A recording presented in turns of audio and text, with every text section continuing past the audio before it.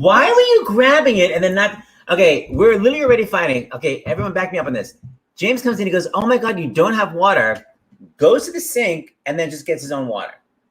Wouldn't someone go, oh my God, I don't have water, and then come back with 2 waters? You know what? You talk so fast, I don't know if anyone can understand what I'll start again from the beginning. Walks over, looks, goes, oh wow, said, you don't have water. Leaves, comes back with his own water. So then I said, James gave me water, and then Ramin texts me and says, bitch, get your own water. One of the reasons I love Ramin. Ramin, first of all, you should be in bed. It's like 1 o'clock in the morning in London. You're the one who invited him, Seth. I never thought he'd say yes. Okay. Hi, guys. Welcome to Stars in the House. Ha ha. Get out of here. All right. Welcome to Stars in the House, guys. So I'm Seth. This is James. Oh, my God. We have so many fans out there.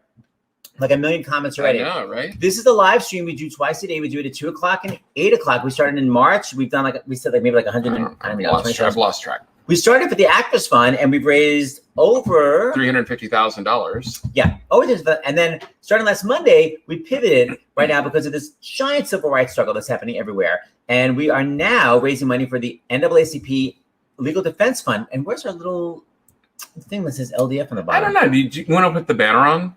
Yeah, I'll put the banner. Bottom. Why don't you could you have the LDF? I do actually, because these were some. So we had we were actually at a march in our little town earlier today. So we pre-taped our intro and the intermission for Blithe Spirit, starring Leslie Uggams, who's been on the show twice. So it's actually her 3rd appearance on Stars in the House this week. We love her.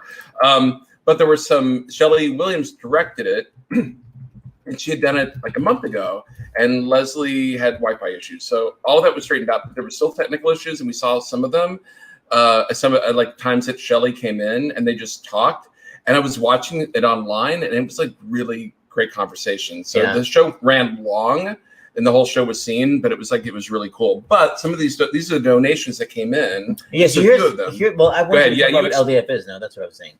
You don't have it there? I don't know what that is. So this is what he's about to read. You donated NAACPLDF.org/Stars in the House. That way we know where it's coming from. Then you're going to get a receipt going, thank you for donating, blah, blah, blah. Forward that to starsinthehouse2020@gmail.com, and then I will forward that receipt to one of the Phantoms, and they will sing it. I'm sorry, they'll lip sync it, because that's what they mainly do in Phantom, which we'll be discussing later. You heard what I said. You heard what I said. Lip syncing. Okay, so you donate at you donate at NAACPLDF.org/Stars in the House, then forward your receipt to starsinthehouse2020@gmail.com. And maybe you'll be read like I'm about to do. But we can say that I don't have the. Or what are you looking for? The LDF thing I had it. Well, I don't know if I'm going to have it here, but we can say that it was founded in 1940 by Thurgood Marshall, who helped come up with a legal strategy to end segregation in the United States, and he became the first African American to be on the Supreme Court. So it's got a long, wonderful history, and we're happy to support them. And I'm going to read some of the donations that came in from the afternoon.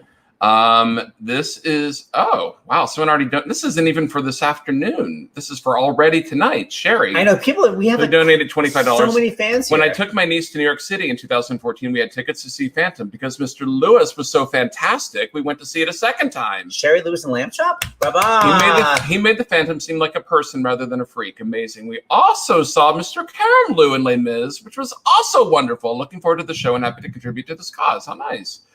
We also want to thank Julie, who donated $25, Don, who donated $25 for this afternoon, and what is that? I don't know. Bob, who donated $25 from Portsmouth, New Hampshire, Stuart, $18, Ryan, $50, who I don't know if he's a teacher at C.E. Bird High School, but he's with the theater department there, and Kathy, who donated $25. So thank you very much. Yeah, Ryan from C.E. Bird High School theater department. Oh, okay, great. He's from the theater department. He donated $50. So thank you, guys. I love how Seth continues. Yeah. We'll be talking about that. So here's the deal, guys. You know where to donate and start forwarding those receipts now, and I'll be sending them out. Ramin's going to set your donations to music. Norm is going to hit a high A flat.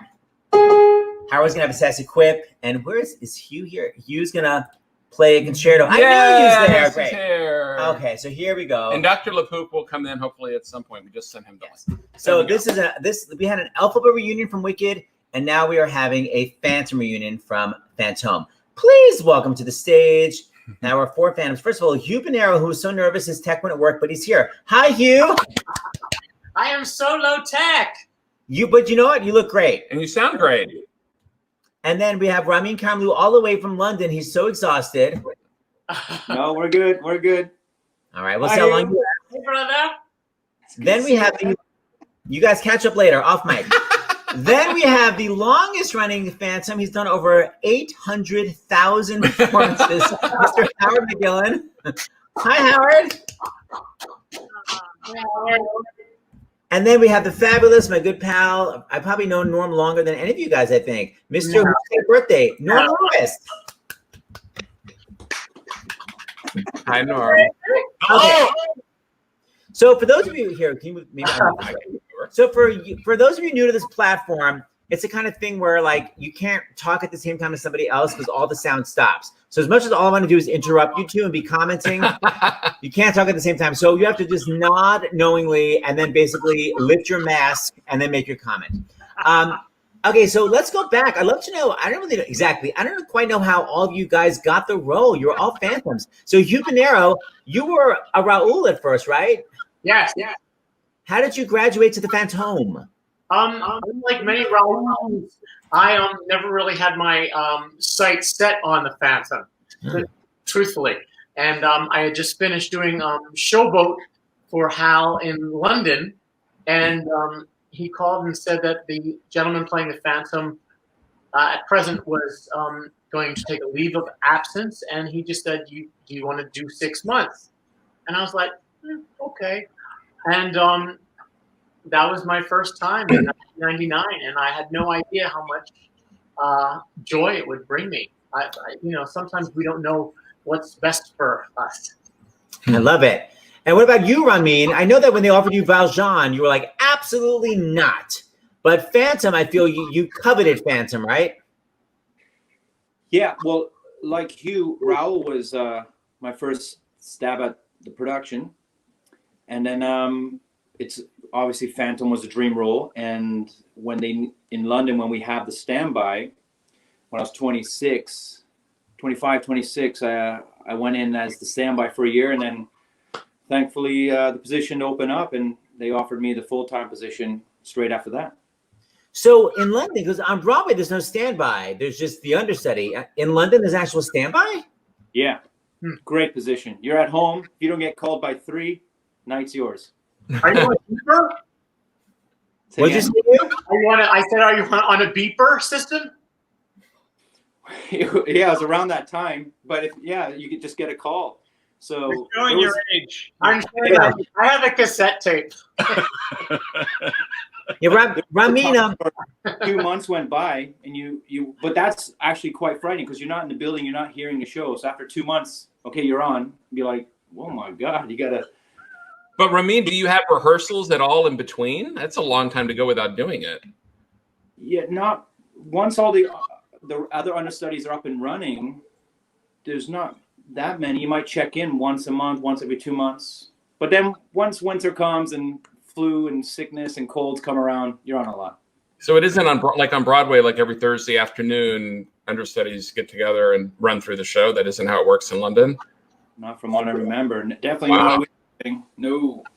Holy cow, that's scary. So you would just get a fax and you were on. Howard McGillin, we worked together in Spider-Woman, and the next thing I know, we were working together in Phantom for like 10 years. How many years did you do Phantom? Way too many. I did it 3 years on, and then I took 2 years off.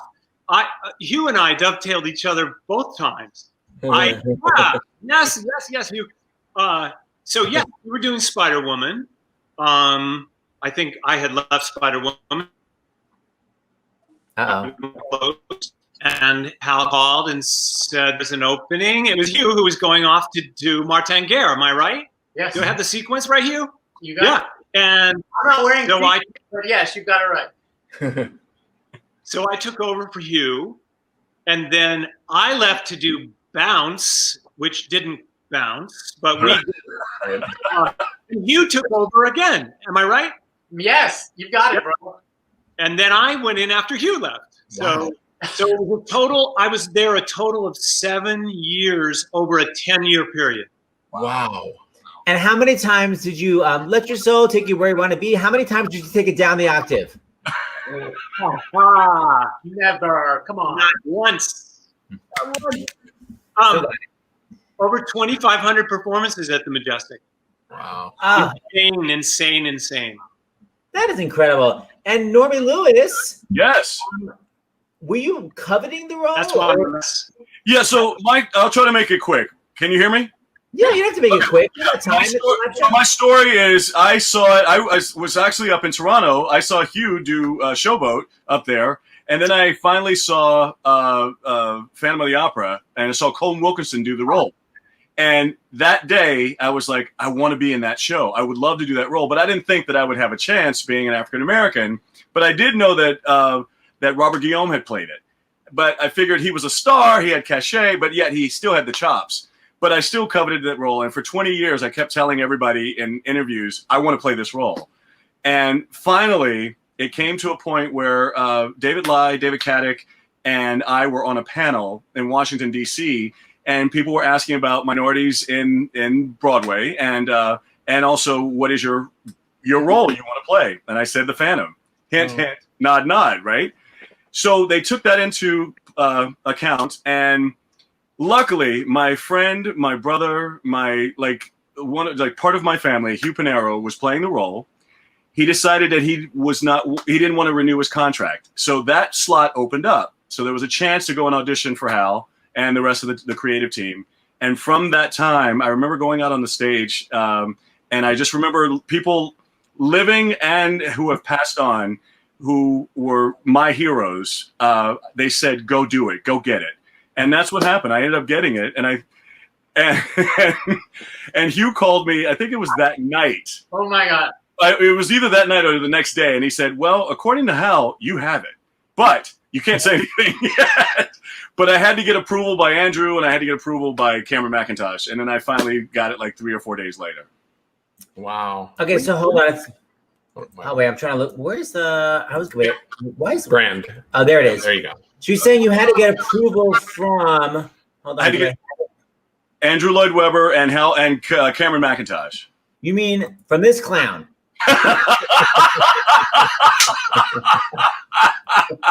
Yeah, that clown. Yeah. Just saying. Okay, so Ramin, I know you haven't. It's funny. All the Phantoms kind of know each other, but I know you didn't know who have you not met? Howard before? No, we've not met. Real honor to meet him finally. So I want Howard to hear, because you're talking about how you got the role, but you got to talk about when you were a kid, because it's such a crazy story about when you saw Phantom when you were a kid and your weird psychic vision. Well, it was just a school trip. I came from a small town in Peterborough, Ontario.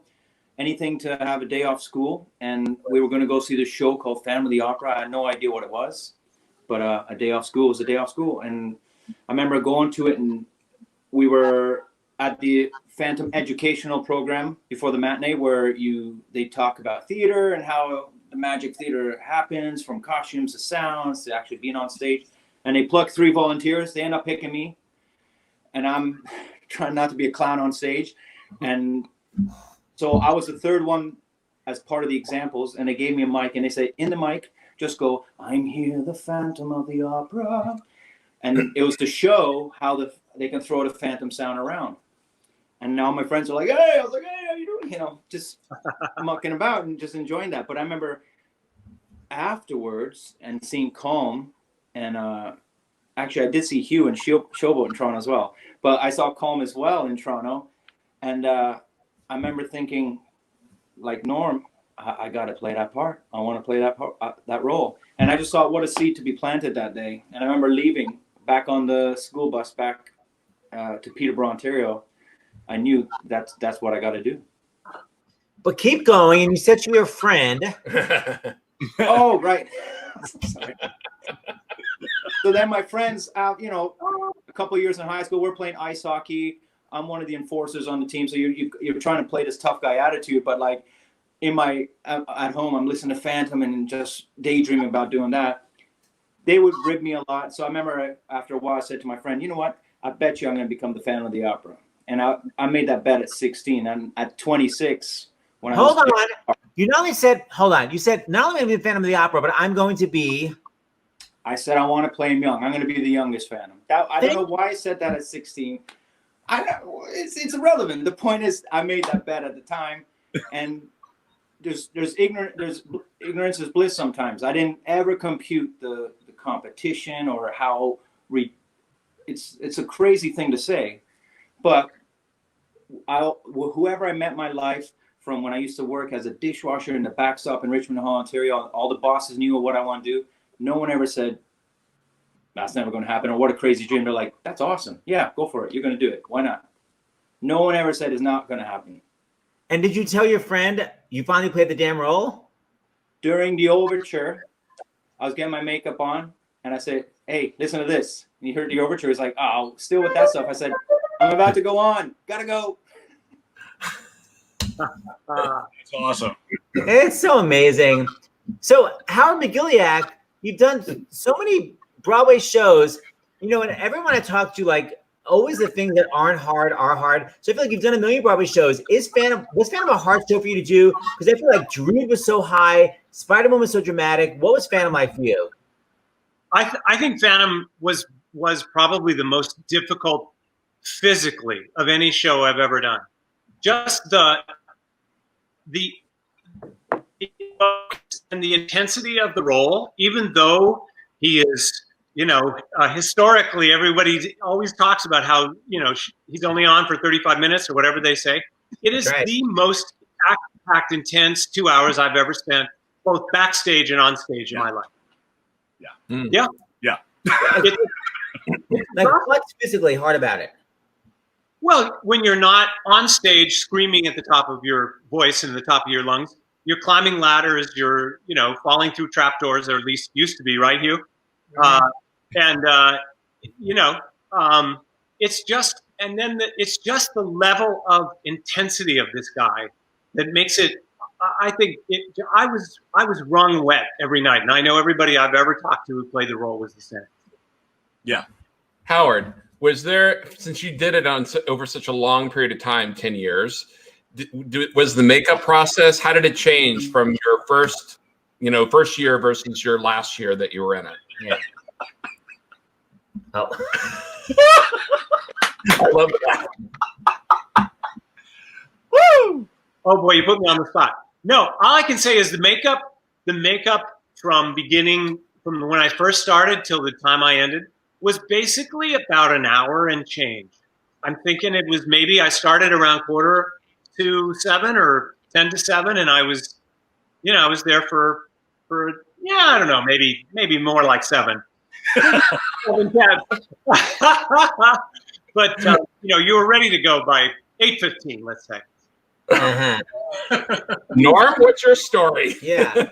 Well, I will agree with Howard. I mean, I would say I was also, for me, it was more difficult because I feel like I'm one of the first baritones they ever hired.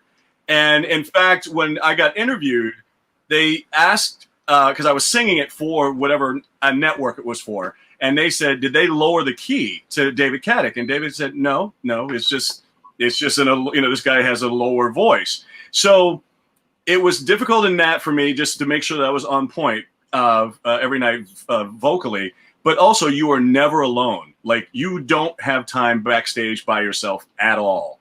And I think I'm not the tallest, because I think Howard actually might have been the tallest in the fandom fraternity, I call it. But I think I'm the widest. Not saying that I'm fat, but I think I'm the widest guy that they ever had.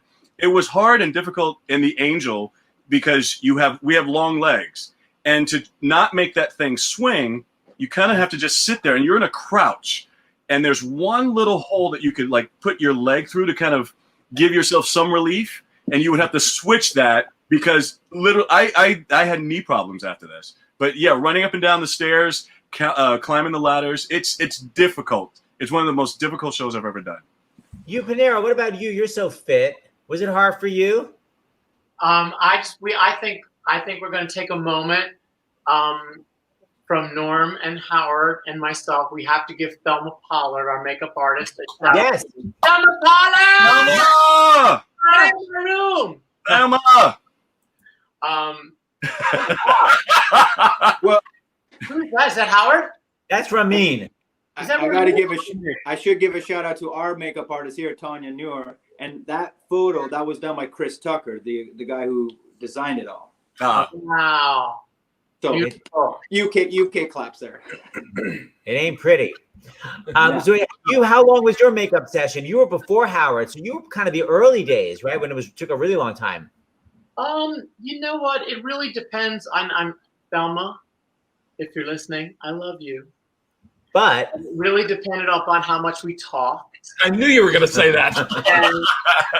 and Thelma, and I used to sometimes put on like the Pandora station of like Whitney Houston, and we would just like have like crazy jam sessions in there, and it could take quite a while because there was it's hard to hit a moving target, and she would sit still. That's such a funny buzz. Just to add on to that, Thelma touched every Phantom that ever was on Broadway. She touched every head, and I think she's still there. I think she's still part of the show. Yeah, she came on my radio show around a year ago. Yeah, she's gotta go. I love Hugh's acting preparation, by the way. Whitney Houston and Pandora. Take it. So wait, how have everyone is slotted to be singing. Howard, I want you to sing. I'm nervous that your Wi-Fi is clanky, but should we try it anyway? You've been freezing a couple of times, but maybe we'll just go for it and see what happens. And he's frozen. Wait. No, he's just not talking. He's just in shock. Yeah, exactly. Howard, what do you think? Are you up for singing something for us? I'd be happy to. All right, we're gonna see what happens. Okay, I'm gonna leave the screen. I'm gonna bring all the Phantoms away. Okay.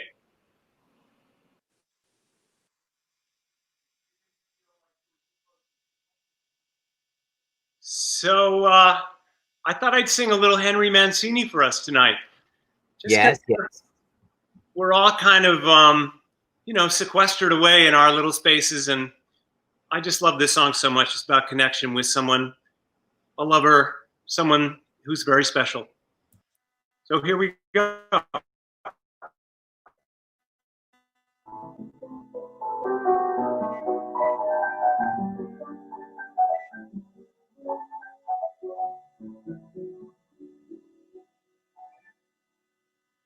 If you're feeling fancy free,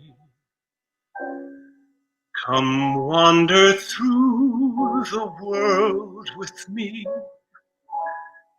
And any place we chance to be will be our rendezvous. Two for the road, we'll travel down the years, collecting precious memories, selecting souvenirs, and life the way we please. In summertime, the sun will shine. In winter, we'll drink summer wine. And every day that you are mine will be a lovely day. As long as love still wears a smile, I know that we'll be two for the road, and that's a long, long while.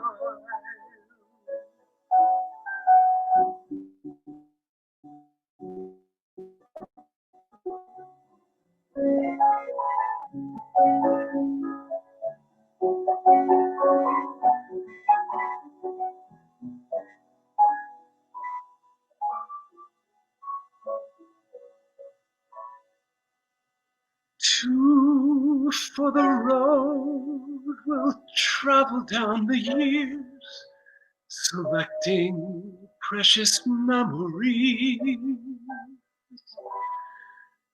collecting souvenirs and living life the way we please.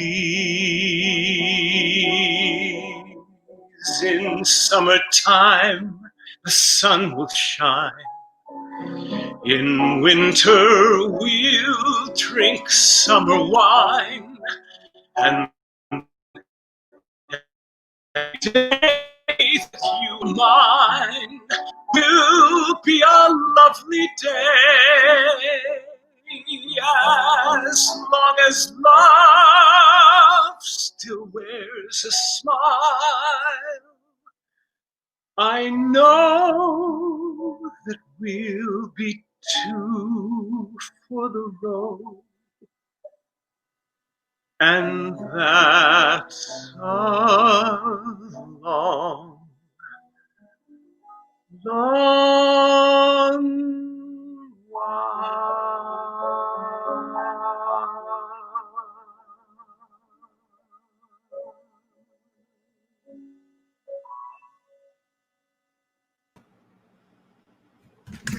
Howard, I first became obsessed with you in Druid, and you sound exactly the same. It's that beautiful tone.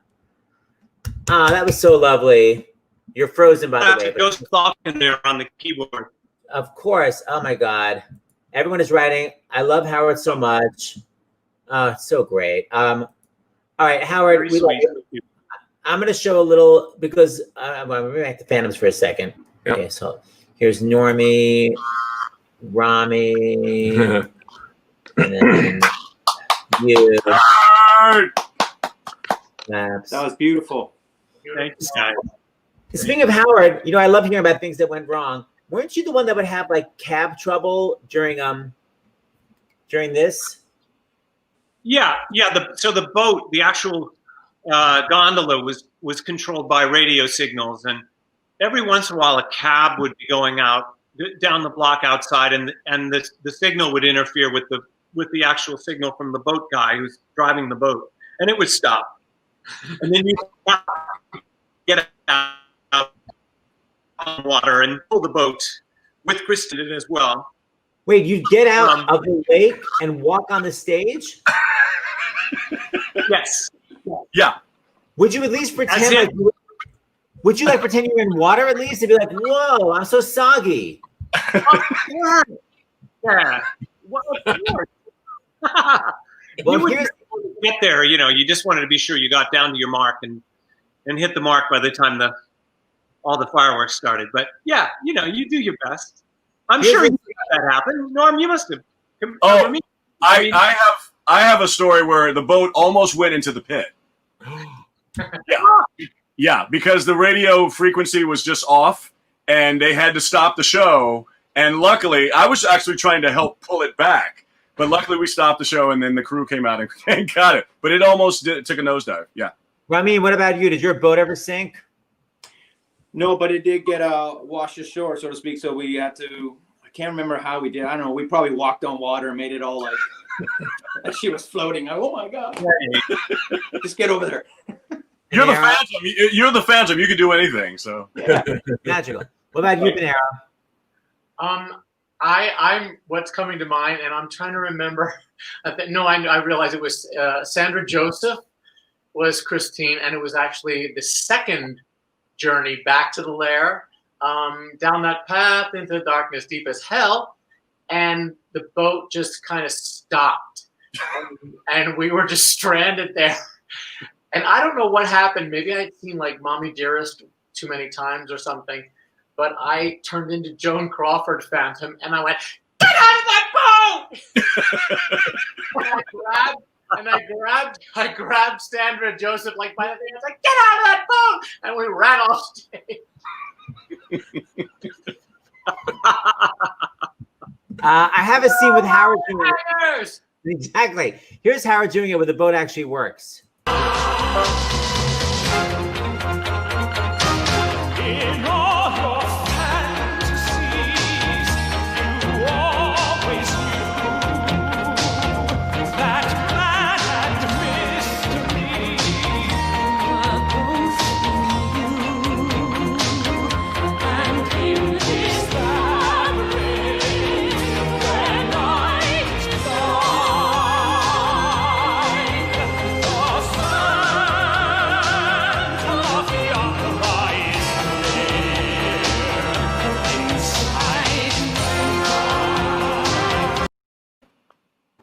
Still got it. Oh my God. Hey, I couldn't see who Christine was. I think it's Sandra Joseph. I think it was the longest running one. Right? I think it was. Hey, guys, we got to take a doctor's break. You know, this is still pandemic thing. So we're going to bring on Dr. John LaPook. Hey, oh my gosh, I keep forgetting. We're getting these donations. Right. Keep those donations coming. You donate. You see on the bottom, you donate at NAACPLDF.org/Stars in the House. Then forward it, Stars in the House 2020 You'll get a donation receipt from NAACP LDF, and then forward that to Stars in the House 2020. Actually, I just got the first one. Oh, I love it. Okay. So you're gonna send it to, and then we'll have Dr. LaPook since Hugh Panaro, you're in a full tech panic, I'm gonna show how you don't have to be. Please read these lovely donations from everybody. I just texted you. Is your phone on? Where's my phone? You know what? I got it. Get out of that phone. What am I reading? The donations that everyone just gave to the NAACP. He's cut off. $20 from Maya. $20 from Kelly. $25 from, I'm going to say it both ways, Genevieve or Genevieve. $100 from Jessica. $50 from Felicia. Bye, Felicia. $25 from Susan. $50 from Kate. $20 from Sam in LA. $100 from Trevor from Toronto. $100 from Amy in Minneapolis. Amazing. This is so great. Okay, so work for me. I think you mean hi, Felicia. Okay, we're gonna have a doctor's break. We're gonna bring you clowns back right after. So keep those donations coming. That was a ton of donations. Yeah. And then we'll send them to another Phantom right after this. Fans. I'm gonna read what the LDF is while you talk to Dr. LaPook. I'm gonna find the information. Okay. Okay, Dr. LaPook.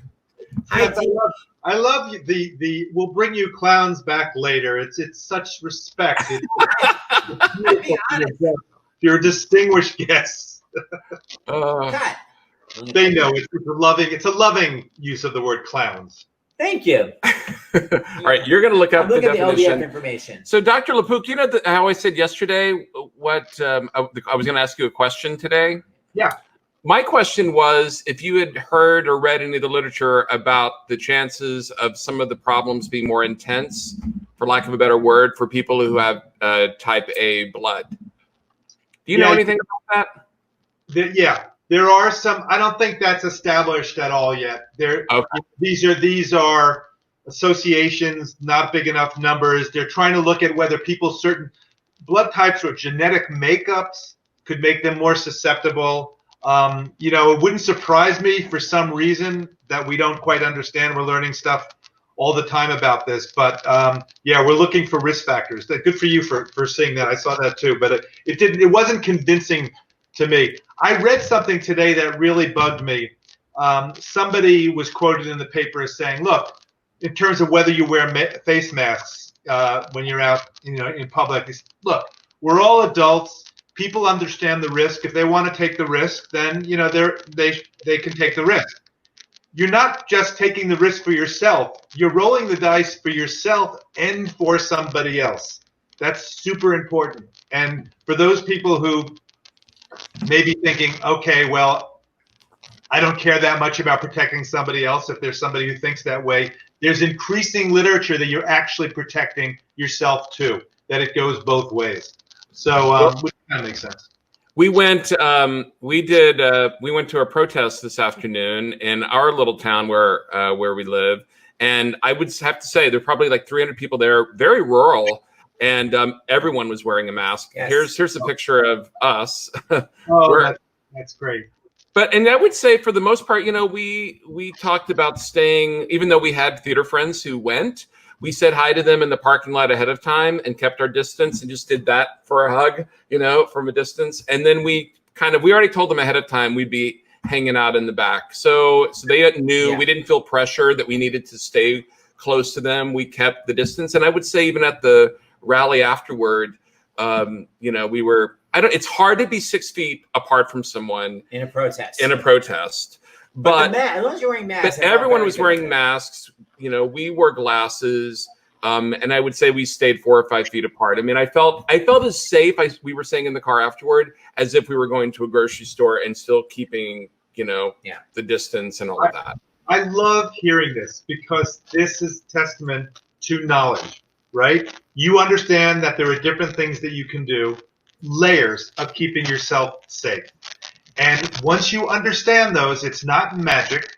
So you try to stay at least 6 feet if you can, but from that article I just told you about, that 3 feet away, 1 meter in this big analysis lowered the risk by 82%. It doubles then for the next 3 feet, so you get to over 90%, even more for the next 3 feet. So each bit of difference really matters. Outside's better than inside. Ventilation, if you're inside, is super important. Wearing the mask is super important, especially now that we're seeing, especially indoors, we're seeing that aerosolization where the little particles can go out are playing a role. Francis Collins, the head of the NIH, National Institutes of Health, just tweeted out today something saying that those masks are really important in terms of protection. The WHO finally came out officially and said they recommend, the World Health Organization, they recommend masks. So finally. Well, it's nice to know, though, that you don't have to freak out. And in fact, if you do these measures, this is the thing. If you do these measures, you could safely start to get the country back going to some sense of normalcy. It won't be perfect, but in those areas where there's fewer infections, you can think about going out. It's less risky in areas with lower infections. That's why you have to do the testing. But in those areas, you wear the masks, you do the belt and suspenders. When you're inside, you open the door, open the window, get ventilation. Think about these things. And look, then it's not going to be 100% safe unless you stay at home in a bubble. Nobody wants to do that now. But if you have this knowledge, I love the fact that you were able to put it together and say, all right, I couldn't quite do the 6 feet. I'm going to do 4 feet, but I'm wearing a mask. And I'm washing my hands, and I'm not touching my face. At the end of the day, you do what you can do. And I would say it made me feel better being there too, because they were handing out water bottles, and I saw someone, I haven't even told you this, Seth, and someone took a water bottle, said thank you. They did it at a distance like that, and then they had their hand sanitizer and put it over the bottle. Thank you. I mean, everyone that I saw there was being very, very smart and respectful. Yeah. That is the word. There's the word, respectful. When I'm wearing a mask, and Tony Fauci said this, right? If I'm wearing a mask, I'm showing respect for you. It's a statement about my respect for you. Also, I'm protecting myself. Yes. Right. All right. You're back again. Thank you, Thanks, Dr. Dr. LePoog. Love seeing you. Take care. Night. All right. Speaking of masks, let's bring on these masks mofos. They're not wearing a mask. The longest running. There we go. Howard McGillin. We've got the man I've known the longest out of anybody here.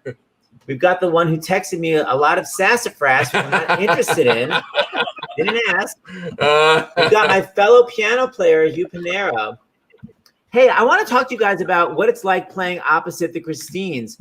Do you guys get along with them off stage, or are they so demure on stage that you're like, don't talk to me? Do you guys connect with your Christines? What's the deal? Well, I'll go first, because when I went in, it was a big deal, and Sierra Vargas came. She says that she came out of retirement for playing Christine, because she's played, I think, with most of us here, and it was a joy, because she's been my daughter, and now she's my lover, and it was just weird. But we had a great time, and she really helped me in my process. But then the other Christines have been wonderful as well. There was one young lady that came in while I was still there who was plucked out of college, and she was 19 going on 20. And I'm older than her parents. So I went to her parents and said, I just want you to know I'm going to be kissing on your daughter. Right. And I want to get permission, so just to let you know. But it's all of the young ladies I've been working with were fantastic.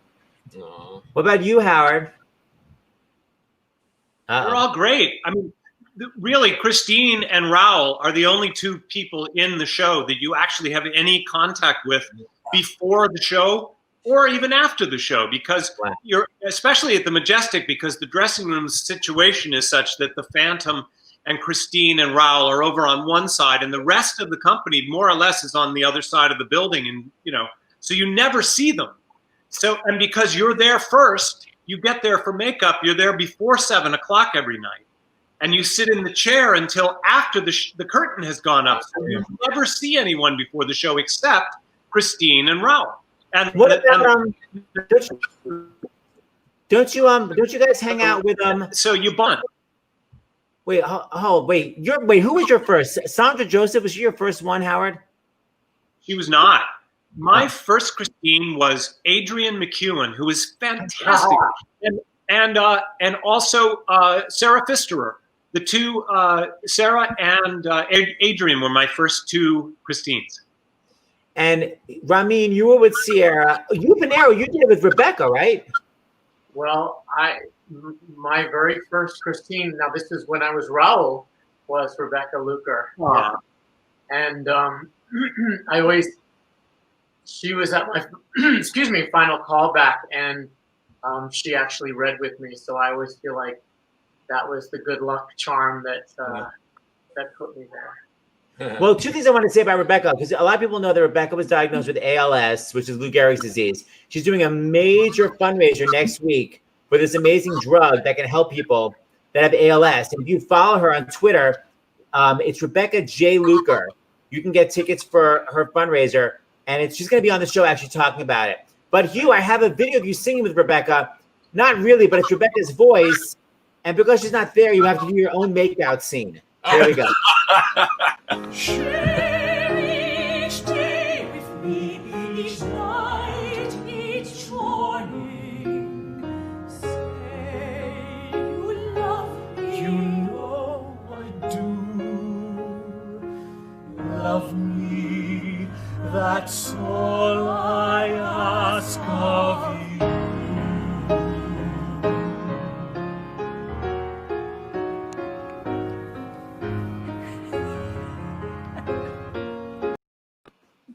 Stupid. I don't have one joke.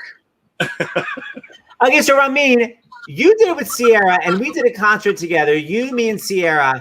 And I thought she was very rude to you, And I think that mofo needs to apologize. I would call her if I could, but I don't even have her phone number. No, I got nothing to say to any of these boys. I got nothing to say. I was going to say We don't like you either. No one knows you. Look how beautiful you look, Sierra. I told Sierra like a minute ago to come on this. You look amazing, by the way. Hold on. Everyone's writing about you. My God, I can't even. I was going to wait. Here it is. My first Broadway show cover all of them. that I ever saw was Little Mermaid with Sierra Boggess and Norm Lewis. It was wild coming back to see them both in Phantom of the Opera years later. Very different relationship. But you were shooting sparks. She had daddy issues. Yeah, major daddy issues. So Sierra, now we can hear the real stories. Tell us what it's like working with these clowns. Exactly. I know, I came with all the tea. I'm bringing all the tea tonight. Which one do you want me to start with? Start with your very first one. My very first one was Ramin. Yeah. Oh. Where was that? The very first time Ramin and I did it, though, was Love Never Dies. So we started with the sequel. Oh. And now that's where. And what's that? Christine is like 75 years old. Like what the hell is the story? Is she like an old hag? Absolutely. You know, when you think old hag, you get Sierra Boggess. You're like, you know who should play the old hag? Sierra Boggess. She just completed The Little Mermaid, where she was 16 years old. And now she will play the old hag.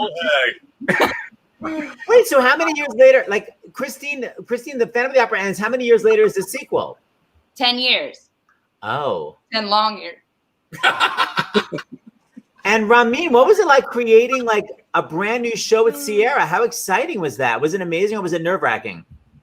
all of the above. But, you know, I know she's here and it'd be easy to kind of like try and find some stories to dig at each other, but she was the best partner you could have for that and a best friend to work and create something like that. And it was the best time. I had a great time. It was so much fun, and it was such a long process, but it was never dull. It's like one thing after another, and we just kept rising and learning and going again and trying again. Just the recording process. By the time we got to stage to actually do the show, it's like you can't throw anything else at us. We're good to go. So thrilling. It was wonderful. Did you get to see it, Norm Lewis? I saw it because I was doing Les Mis over there, and I got to see those two. And what had happened before I got there, there was this viral video of the two of them, and then basically Ramin had become like this viral, like, who's this guy?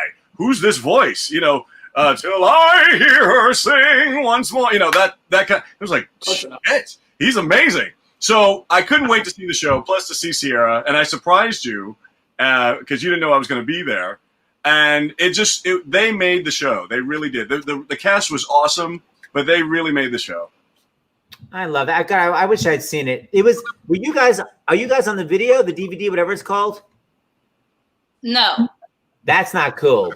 Well, we had left the show already. So basically, we originated the London version, and then both Ramin and I were leaving. And they asked us to come to Australia. And we just needed, it had been a really long process. And I'd been away for so long, too. I wanted to go back to New York. And so we ended up not doing the Australian production. And then they ended up filming it to try and get people, investors, to look at it so that no one can really fly to Australia and see if they could get that to work to bring it to New York.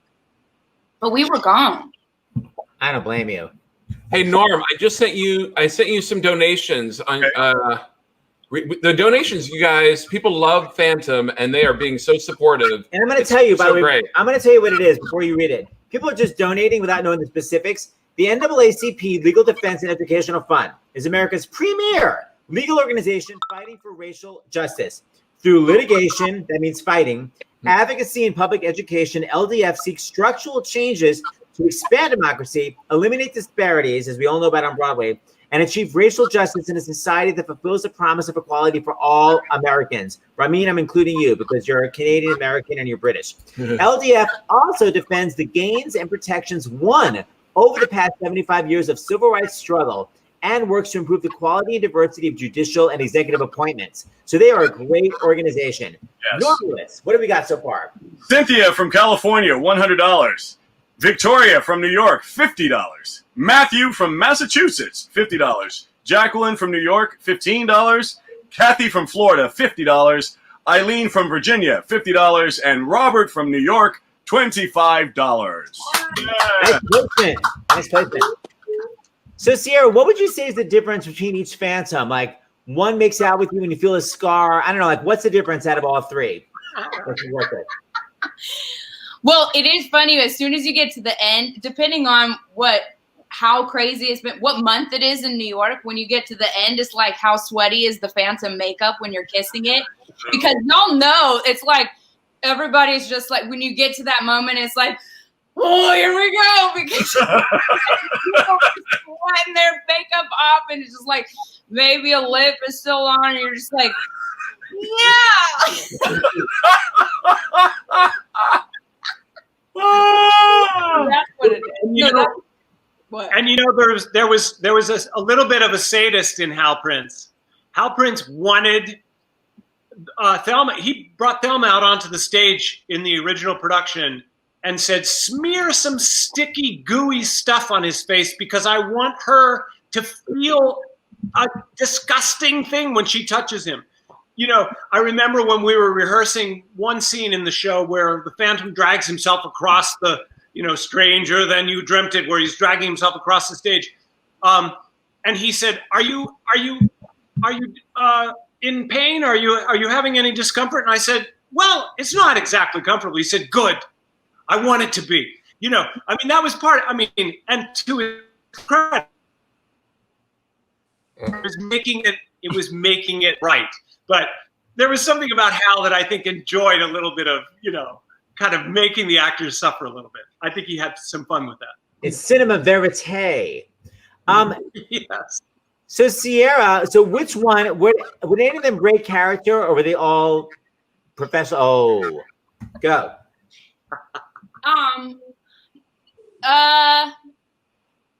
No, because you can't. Well, first of all, we're not on stage together long enough. Right. You know what I mean?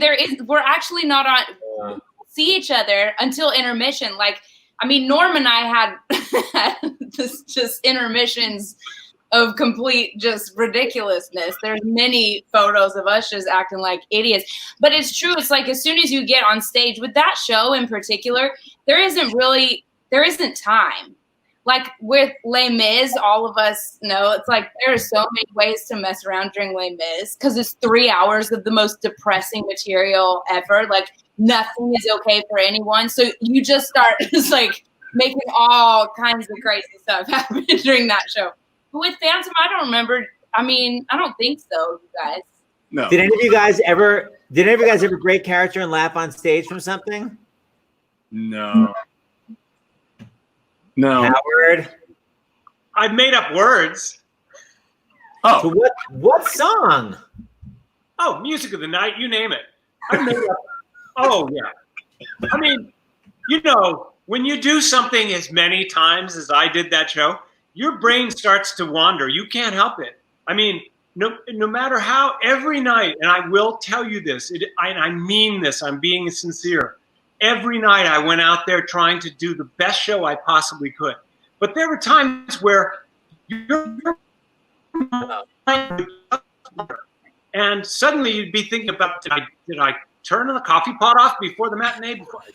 And so you suddenly think, oh my God, where am I? What did I just sing? So yeah, I would start making up some interesting things from time to time. Hugh Panaro.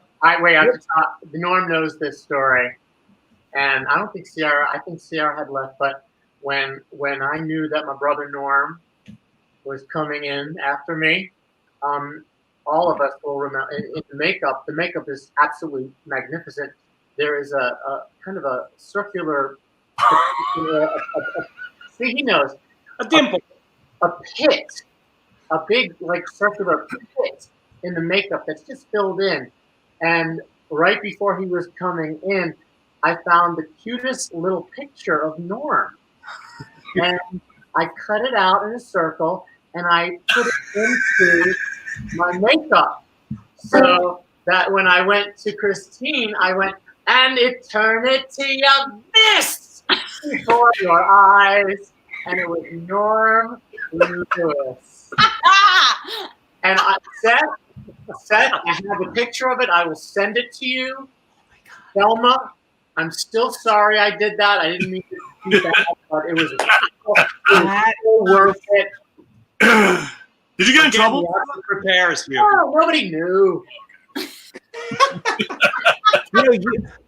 Hugh was so happy when Sierra got cast. I actually had the moment where Hugh was filled with joy that Sierra was cast. Sierra is cast, and here's his reaction. Such joy. That's about right. Well, Sierra and I met long before Phantom. We sang on the Today Show. Tell them, Sierra. We sang a song, Dear Little Ladybug. Yeah, go to sleep. Go to sleep. Yeah, when I was doing Little Mermaid, you were doing Phantom. And then they put us together. It was back when they did those, it was like Kathy Lee wrote those songs. Yes, David Friedman. Yeah, everyone has a story. Yeah, everyone has a story. Like, you have a story, and I have a story, and you have a story, and we have a story. And we learned that song about the ladybug, and we sang. There at like 5 a.m. at the crack of crack. And Well, that's a morning show. Well, wait a minute. I didn't even see you sound check, but I want you to sing something. Play and sing something for us. Phantom of the Opera style. No. Okay. So Norm is like one of my besties, if not my bestie, and he's like, he knows this. I just talked to him the other day, and he's been helping me get through current events because he's so eloquent and graceful.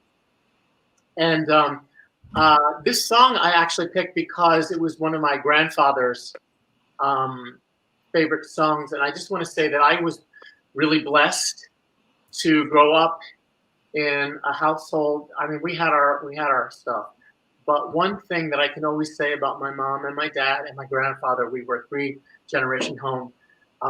They taught me and my brother to love everybody and to treat everybody the same.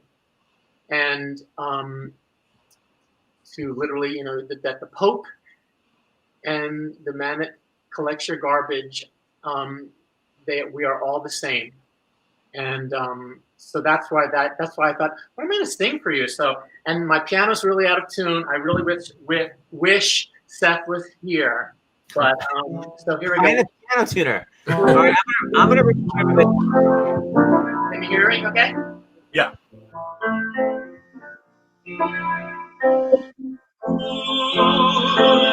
River,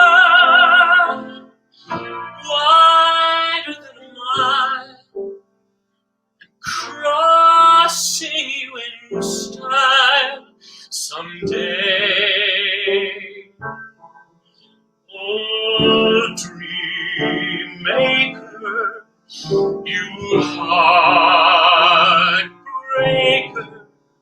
wherever you're going, I'm going your way.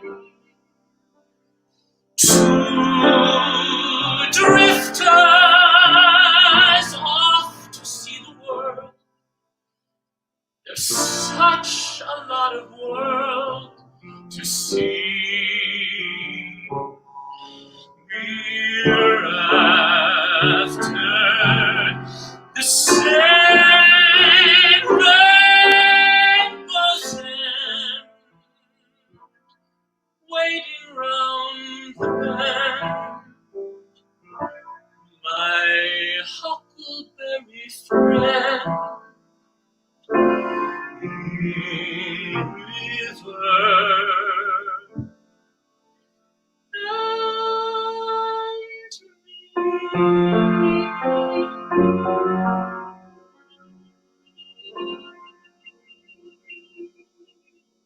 That last chord was for you, Seth. I love how high the whole thing was too. You still got it on the high notes. Okay, here we go. Hold on. Bring back all the ladies. Bring back all the ladies. Okay, Ramin. Actually, Sierra. Yes. Yeah. I sent you some donations. Did you get them? I just got donations. They are rolling in. These Phantom fans are amazing. Yeah. Okay, the first one's really cool. Esther from Singapore. That is awesome. What time is it there? Jeez. Ask Ramin. I can't hear Sierra. You Can't? can't? Oh, that happens sometimes. Hold on. All right. Hold on. Can you still hear Ramin, me? I'm gonna kick you out and then just come back. That happens sometimes. Just come right back, okay? That's the break. Bye, Ron. Okay, Sierra, spill the dish. Okay. What did you really like? Yeah, give all the tea. Okay, he's gone, right? Yeah. Let me tell you about that. Ooh. Just censored. Okay, am I reading this? Yeah, go ahead. Yes. Continue. Okay. Esther from Singapore gave $8. Emily $10. Melissa $150. Tiffany $100. Gail $100. Oh my God. Everybody's so generous. Amanda $25. Jenny $50. Susan $50. Helen $50. Darlene $150. Wow. Yes, Queen. Ramin, did you hear that? I got most of it. That's fantastic. Did you all we hear need. it? Did you hear any of the comments she made while you were gone? About you? I know. It's all good. Hey, Ramin, how old is this little tyke now? That's your little boy, right? Oh, that's Jaden. He's 15 now. He's about to turn 16 next month. Wow. Okay, so wait, Ramin, you got to tell everybody. I don't know, especially Howard. You don't really know. Please tell them about your very first time on as a Phantom, because Norm was talking about how small it is in the Angel when it rises up. Please talk about that. Well, Norm was correct. There's hardly any room, and as you turn around and after you do your I gave you my music, and then it's the same in New York. You will curse a day you did not do, and as you're hitting the end of that sentence, it starts rising, right? Yeah. So as you're holding you, it's going up. Mm-hmm. Yes. Well, I guess place my foot in the one place where you shouldn't put it, and then as I'm hitting you, my foot was on wherever was in the angel. It was hit the proscenium, and then it was stuck. I felt like my foot was crushing. I'm like, what's going on? So I was like, yeah, what's going on? So instinct, you just yank, right? You just yanked it out. I was out. So I was like, oh, great. So I go to do the chandelier bit. Go! Not going anywhere because the angel didn't dock properly. So the computers do a shutdown out of safety because it doesn't know whether the angel's there or down there. So it won't drop the chandelier. So I shouted go again, thinking that might do it because I didn't know there was an override system at this point. After 2 shouts of go, I thought it's not going to go. So I go. That was it. So my first time, you invite all your friends and family, and there's no chandelier. That's so devastating. Has the chandelier ever not dropped for any of you guys? No. Hugh. Why, Hugh? Why did it not drop? Tech stuff happens. I don't know. So is there any plan B? I was stuck in the angel once all through intermission. They couldn't get the angel up, and so I just, as we all know, we were all just hankered down, and I literally started to cramp up. So I just kind of put my head up, and the audience was waving to me. You gotta stay in character because the Phantom's not going to be like. That happened to me once. Really? I made the mistake of turn like you were there for ages, and then you like. They all start taking photos. I'm like, well, I'm just gonna say it like this. That was after a while. It got unnerving though. They had to get a hand crank, and mechanically with a hand crank, and got us. Yeah. Wow. Really? But you know what? I think those nights are amazing because they're the best. The audience will always remember that night, and they're like, "Remember the night that we were at Phantom and the angel got stuck, and we waved to the Phantom." My best memory of something going wrong had nothing to do with technology. I was in the angel. It just reminded me because we were talking about the angel, and the whole rooftop scene takes place for those who are watching. And Gary Maurer, who was playing Raoul, got violently ill and ran off the stage to throw up. And Lisa Broman, who was playing Christine, sang both parts of All I Ask of You. Wow. An entire chorus by Lisa Broman. And the audience loved every second of it. They probably didn't know what was going on, but that was a feat. That was an amazing thing. Wow. That's brilliant. That's Christina. Yeah, she's a narcissist. No, she's ahead of her time. She's like, I don't need this man. No, I'm good. Yeah. She's like, that's all I ask of me. You know what? I will say, going back to the difficult part of being in the show, you're stuck not only in the angel, but you're stuck in the cross. And you're there all through wishing. And as lovely as Sierra sounded, and as all the other young ladies sounded, you're like, can we hurry this up? Because I can't breathe. It's so hot in there. It's so hot. And you're like, literally, you only have this much space. So you're sideways in it. And yeah, anyway, I'm telling all the secrets now. I'm sorry. Yeah, who knew? I have a question for all the other Phantoms because of that, because of the cross, because I got busted more than once and I didn't even know what was happening. Have any Ramin, Norm, Howard, have you ever been approached by stage management and said, actress playing Christine can hear you humming in the cross. Shut up. No. I didn't know I was singing along. No. But He's giving himself a warm up. But I will say that after you come out of the cross, you have to step backwards like blindly, and you have a cape on, so you have to be careful not to fall down those stairs. But you also have this stick that has fire in it, so you have to aim it correctly so you don't like blow up her dress. Because if you hit it wrong, it could like blow the dress up. So you always say what? Man, freeze. Yeah. Oh, there he is. What'd you say, Howard? You froze. I said, or your face, or your Exactly. Wow. It's very dangerous. I Did I remember one of the Phantoms actually set his wig on fire during the final layer because he's carrying some kind of fire stick in the end. Yeah. And he burns the rope, right, so that Raul escapes. But he set his hair on fire. Yes. Whose wig is on fire? Hey, Ramin, I just sent you a couple of donations. We just got 4 quickly. Would you read? Yes, sir. They're all coming in so much. For those you haven't sent yet. No, but tell me to send one. Okay. Well, that's all right. Go. Now Hit it. Go, I mean. we got Rose at $25, Megan at $20, Vienna $20, and Josh $200. Wow. Yes, queen. Josh. And we've already gotten more coming in, so we'll send them to, Yeah, we'll send Howard after. Howard. Hey, Howard, what's this photo? So that was my last night at Phantom. And before I left, I knew everybody, of course, because I'd been there so long, that I went around to every department in the theater before my last show and took pictures, and they had all those masks. That was the wardrobe department. Yeah, sure. So they all had their masks. So that was my I last. love it. That Hey, was cool.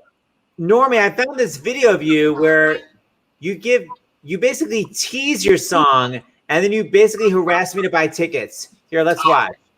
Close your eyes and surrender to your darkest dreams. Purge all thoughts of the life you knew before. Close your eyes, let your spirit start to soar.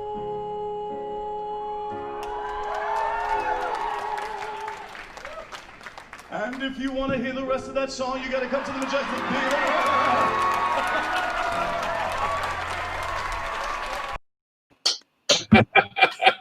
Love it. Got a lot of sass. Send that to Howard. Okay. Ramin, I want to talk to you guys all about the A flat because I always had such anxiety. By the way, people don't know I played piano for that show for like 10 years off and on because I was Norman's understudy, not Norman understudy, and also David Lies. I was always playing. But that A flat gave me an anxiety attack. Are you going to tell me like that note was always so easy, or were you guys always in a panic during it? Are you asking? Oh, Ramin, what about you? No, but at the beginning of this conversation, you asked if anyone took it down, and I wanted to go, was that an option?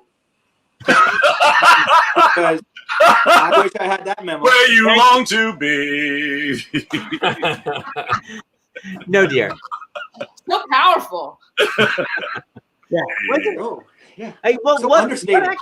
What was the hardest thing about doing the show vocally? What was the, oh God, am I going to get through this moment in the show for you guys vocally?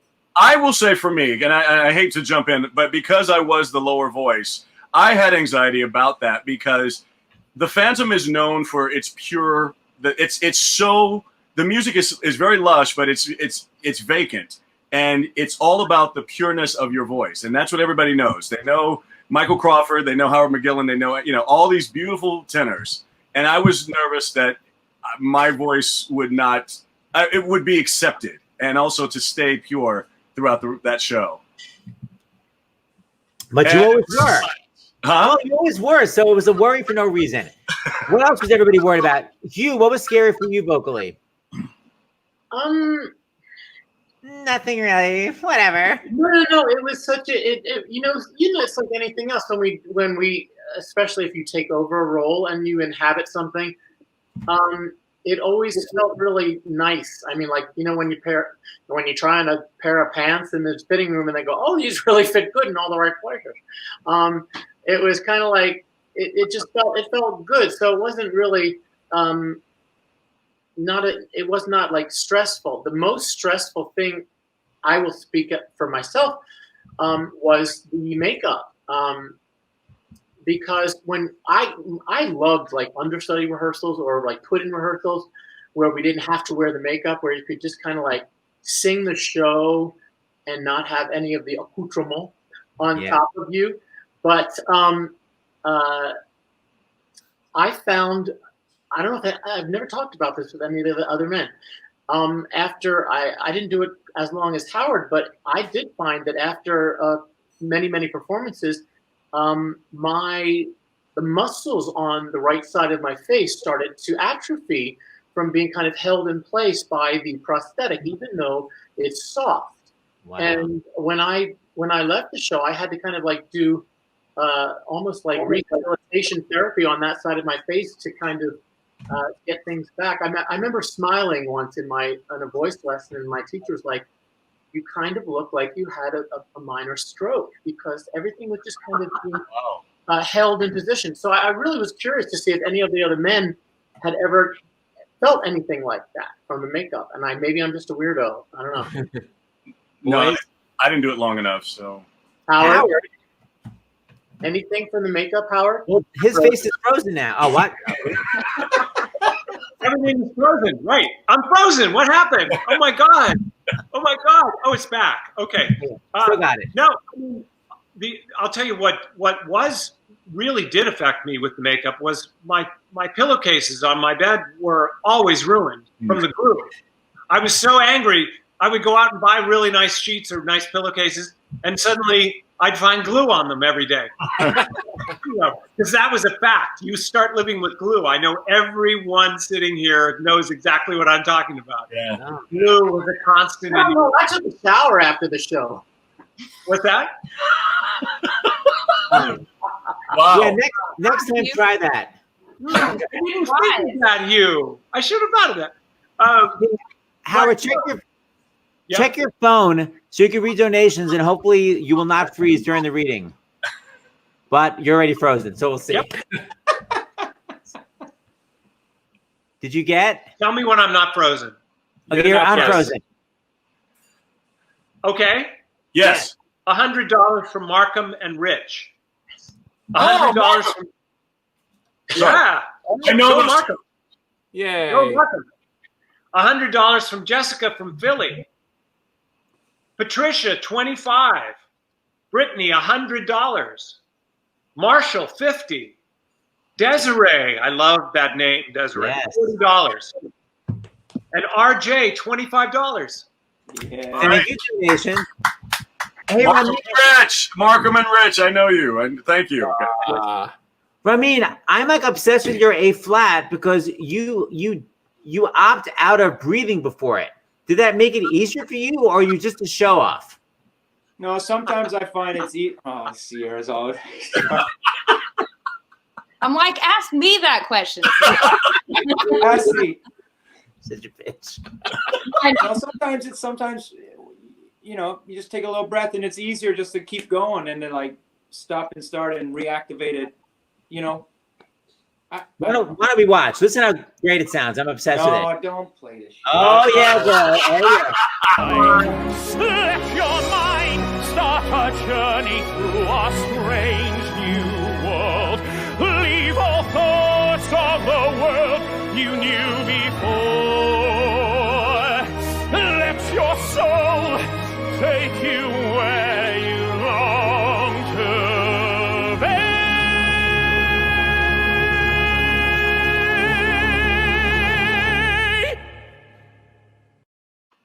Yes, Queen.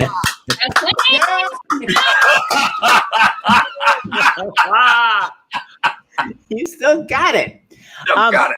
So, Sierra, should I do a Christine reunion? I should get some of the Christines here, shouldn't I? Yes, absolutely yes. And what about a reunion of all the different women that have done Greedy? Greedy. It's an inside phantom joke, people. Okay, so before we go, poor Ramin stayed up till 2 a.m. and I'm going to make him sing last. Ramin, get that guitar. I want to say something after Ramin sings, though. Okay. Ooh. I want to say something while Ramin's singing. What else is new? All right, we got a beautiful song. And guys, don't forget, the NAACP LDF, I know it's not a jokey, but man, they're really needed right now. So these donations are amazing because people are getting arrested for no reason. Like, they are really, really helping. So the donations are amazing. NAACP LDF. My friend Marty Gould Cummings got arrested in New York. He was just really marching peacefully. Yeah, it's like boom, man. So keep those donations coming. All right, Ramin, let's hear some beautiful music with no breath, the entire song.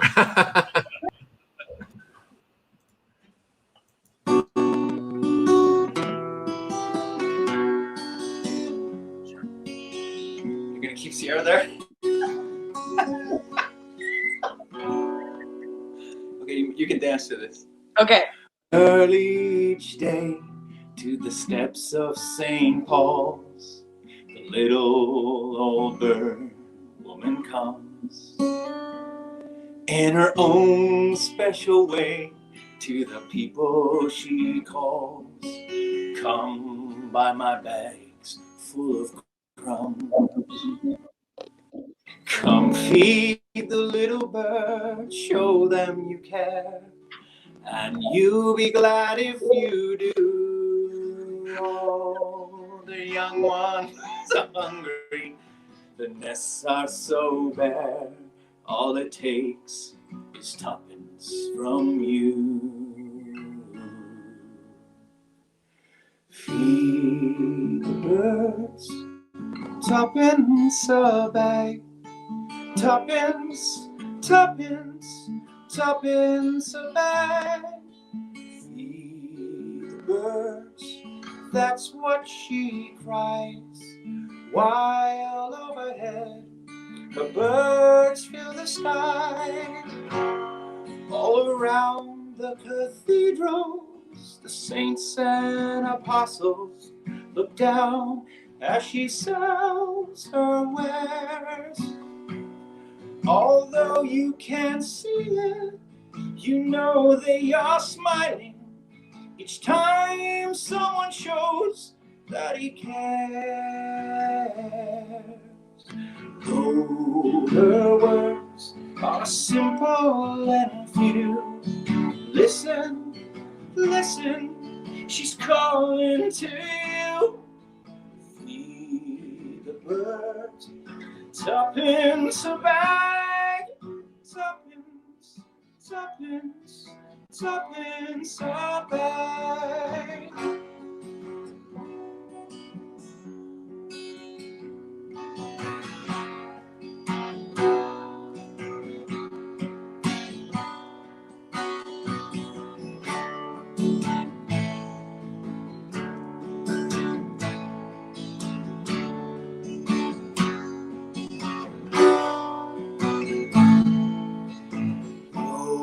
Her words are simple and few. Listen, listen, she's calling you. Oh, feed the birds, tuppence a bag. Tuppence, tuppence, tuppence a bag.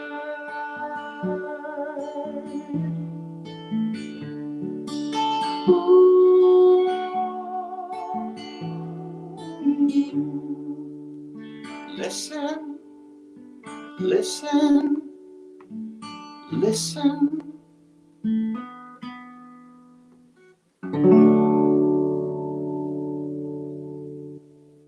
Yes, on the high notes. Ramin, so beautiful. What time is it there for real? 2:30. Mandy's gonna kill me. Oh, sorry, man. Okay, so before we go, Norm Lewis, we need to talk. We need to talk to you. Norm Lewis, what would you like to say? Because Ramin's amazing. Say it again.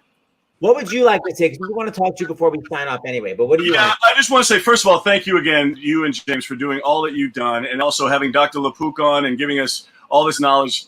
I feel that we're all going through, the world's on fire right now. It started with the pandemic, it's with economics and all this stuff, and now with Black Lives Matter.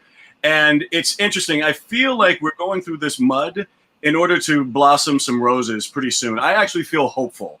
It's when you have countries like England and Italy and even Japan protesting and saying Black Lives Matter.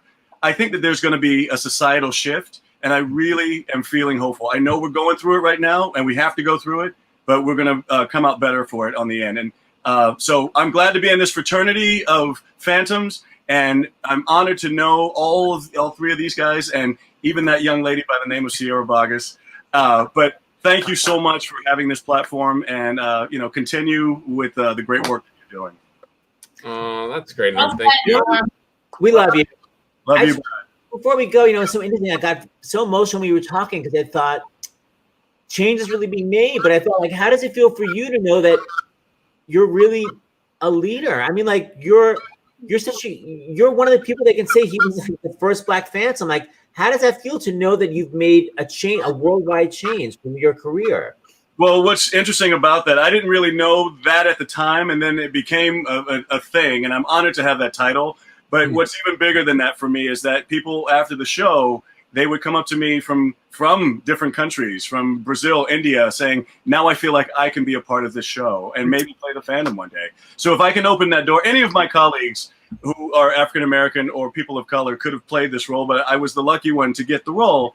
But it was bigger than that. It's bigger than me being the first African-American on Broadway. So, and I stand on the shoulders of Robert Guillaume, being the first African-American to do it.